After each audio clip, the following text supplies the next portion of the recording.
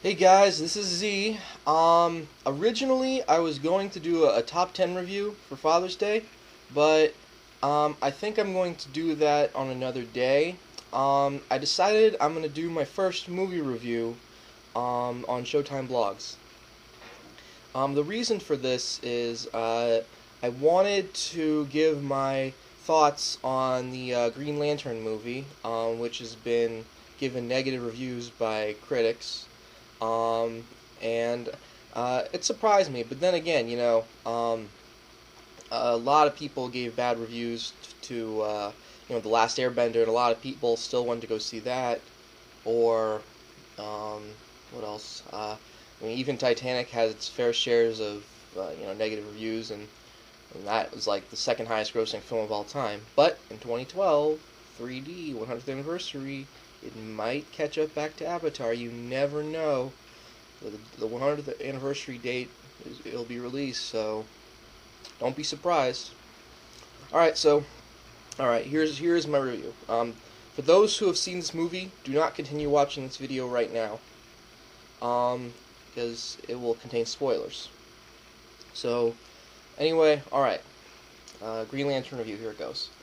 Um, well, I really followed the flow of the movie, like I would the last two superhero movies, Thor and X-Men First Class. Um, Sometimes I have a hard time following the flow of superhero films.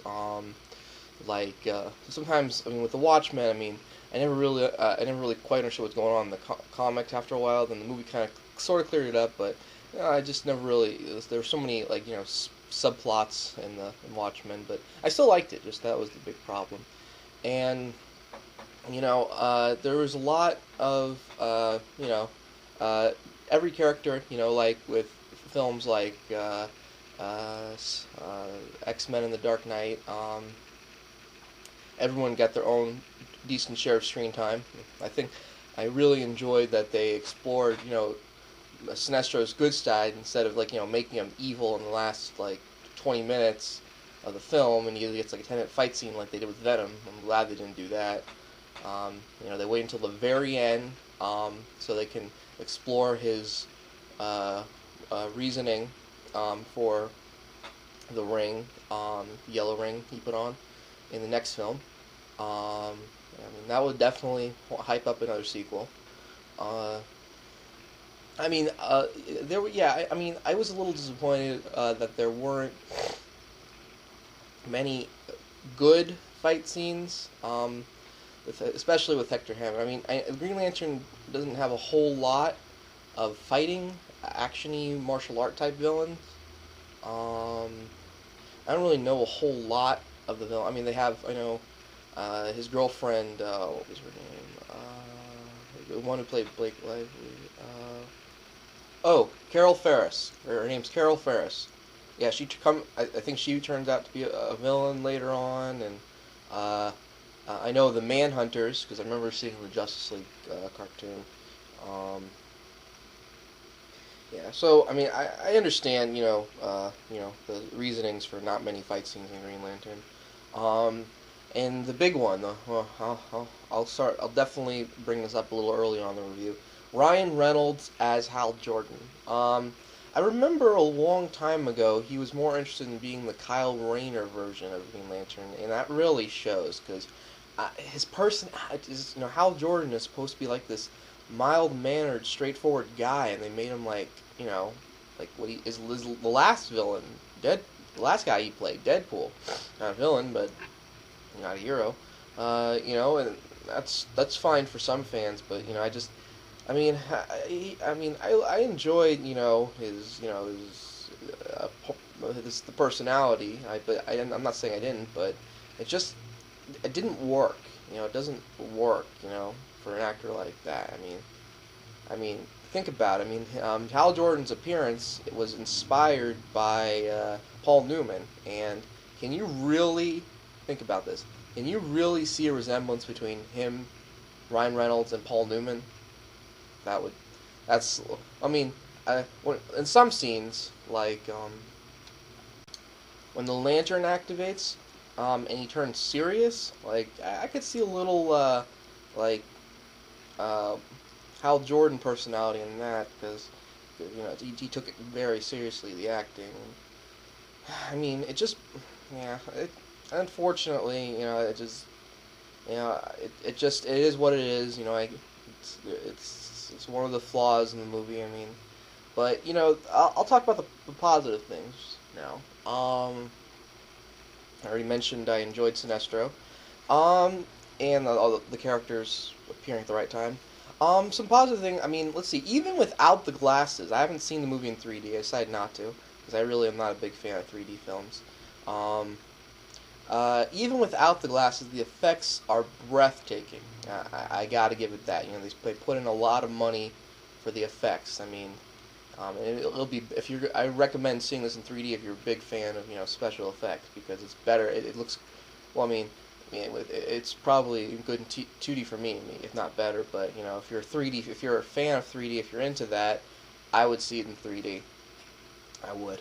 Um, and as far as the bad reviews go, I mean, it's meant to be a comic book movie. And in the last movie, DC released last year, the Disney DC feature film Jonah Hex, that failed critically and financially, like bad. Like they spent 47 million on it. They only got like 11 million.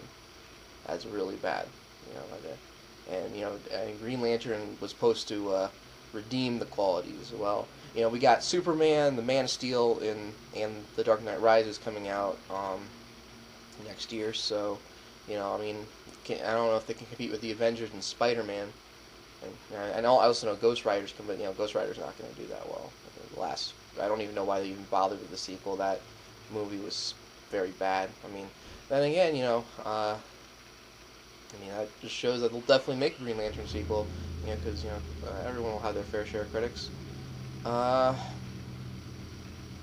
I give this movie a 9 out of 10.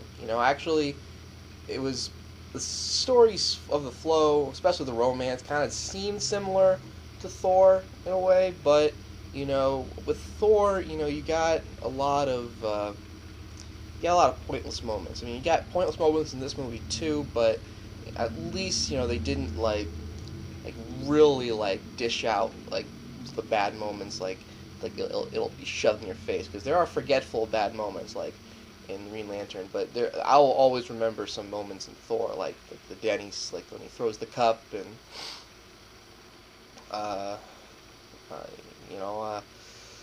what else was bad in there?